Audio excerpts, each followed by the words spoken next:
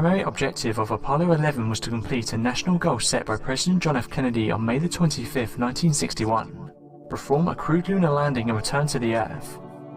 Additional flight objectives included scientific exploration by the lunar module, deployment of a television camera to transmit signals to Earth, and deployment of a solar wind composition experiment and seismic experiment package. During the exploration, the two astronauts were to gather samples of lunar surface materials for return to Earth.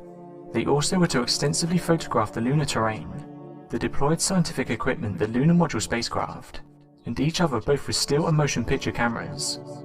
This was the last Apollo mission to fly a free return trajectory, which would enable a return to Earth with no engine firing, providing a ready abort of the mission at any time prior to lunar orbit insertion. On July 20, 1969, American astronauts Neil Armstrong and Buzz Aldrin became the first humans to ever land on the Moon. About 6.5 hours later, Armstrong became the first person to walk on the Moon. As he took his first steps, Armstrong famously said, "That's one small step for man, one giant leap for mankind." Armstrong and Aldrin spent 21 hours 36 minutes on the Moon's surface. After a rest period that included 7 hours of sleep, the ascent stage engine fired at 124 hours and 22 minutes. It was shut down 435 seconds later when the Eagle reached an initial orbit of 11 by 55 miles above the Moon, and when Columbia was on its 25th revolution. As the ascent stage reached 125 hours and 19 minutes, the reaction control system fired to nearly circularize the Eagle orbit at about 56 miles, some 30 miles below and slightly behind Columbia. While most people accept this as fact, there are some people out there who believe that the Moon landing never happened. In Western Australia during the live broadcast of the Apollo 11 landing, several people saw a very unusual occurrence. One viewer, Una Ronald, watched the telecast and was astonished with what she saw. The residents of Honeysuckle Creek, Australia actually saw a different broadcast to the rest of the world. Just shortly before Armstrong stepped onto the Moon's surface, a change could be seen where the picture goes from a stark black to a brighter picture. Honeysuckle Creek stayed with the picture, and although the voice transmissions were broadcast from Goldstone, the actual film footage was broadcast from Australia. As Una watched Armstrong walking on the surface of the Moon, she spotted a Coke bottle that was kicked in the right-hand side of the picture. This was in the early hours of the morning, and she phoned her friends to see if they'd seen the same thing. Unfortunately, they'd missed it but were going to watch the rebroadcast the next day. Needless to say, the footage had been edited, and the Coke bottle had been cut out of the film. But several other viewers had seen the Coke bottle, and many articles appeared in the West Australian newspaper. I'm sorry, it's a bit of a mess around here. Do you really believe they would have sent Neil Armstrong to another world we'll have never been before, would have sent him and filmed it live, not knowing what's going to happen at any point?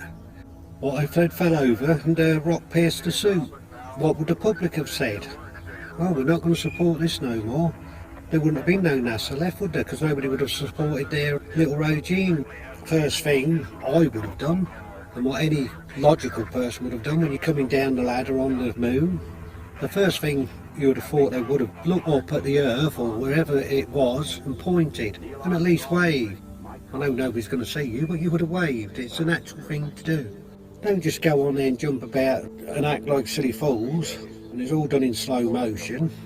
It's like a couple of scenes on there where they're knocking something in the surface of the Moon, and you can hear a clunk, clunk, clunk, and yet there's no sound in space. So anyway, you question that, don't you? And then you wait for them to give you an answer. They turn around and tell you it's because it travelled through the suit. The noise went up the suit and came out the microphone. Fair enough, okay, yeah. Well, that's answered that question. But then you see another clip where the same astronaut has got something in his hand, he's thrown it, it's hit against some of a metal object there, and you can hear a clunk, a noise. So then you say to yourself, well, what's your excuse now? It's left his hand, and it's still hearing a clunk. It can't go through his microphone, can it? Do you really believe what they're telling you? Because if you do, I'm afraid you need some help. We are running up against an issue with the Van Allen belts. The Van Allen belts are these radiation belts that kind of exists here. It's radiation, and that would tear up the human body. NASA was having a really hard time trying to figure out how to safely send someone through the Van Allen belts. Russia knew that we didn't, but couldn't say, you guys don't know how to get people through the Van Allen belts, and we know because we don't either. Russia, quietly failing to send people through the Van Allen belts, had killed a number of people. Gus Grissom was one of the original astronauts on the Apollo mission. He was originally going to be the first man on the moon. There's a conspiracy theory that NASA murdered Gus Grissom. He was publicly critical of NASA's success and ability to reach the moon. They needed him quiet. Right there, 1967, Gus Grissom died. The failed Apollo 1 mission in which Gus Grissom, Ed White, and Roger Chaffee died in a fire before launch. There are a lot of discrepancies based on the footage of the moon landing. And a lot of those I don't necessarily believe are good, hard arguments. What can't be explained away is the crosshairs on the photos. In the images of the NASA moon landing, these are photos that NASA took and released. There are moments where the crosshairs, which are fixed to the camera, actually lie behind equipment. The theory is that the only way that the crosshairs would be behind a piece of equipment in a photo would be if the piece of equipment was superimposed. This happens on a couple of occasions in the NASA photos, and to me, I don't know how you get around it. Say this is the photo of the moon.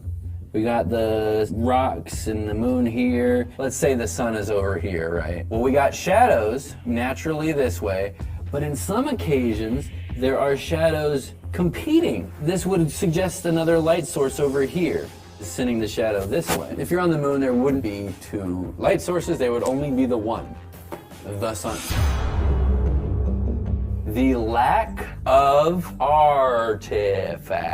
The easiest way to prove that we've been to the moon is to show people the things on the moon. However, everyone insists we don't have telescopes big enough to see the shit we put on the moon. The going argument is that to be visible from our best telescopes, something would have to be a little bit larger than a small house. That's nuts. A lot of people suggest that the footage is just slowed down half speed. We shot it in a Hollywood studio, jumped around, drove a lunar lander around sand, and then just cut it by half the speed. You take the actual footage from the moon landing, you do double speed, it looks almost exactly like a normal car driving around on a beach. Really very interesting. Look into it.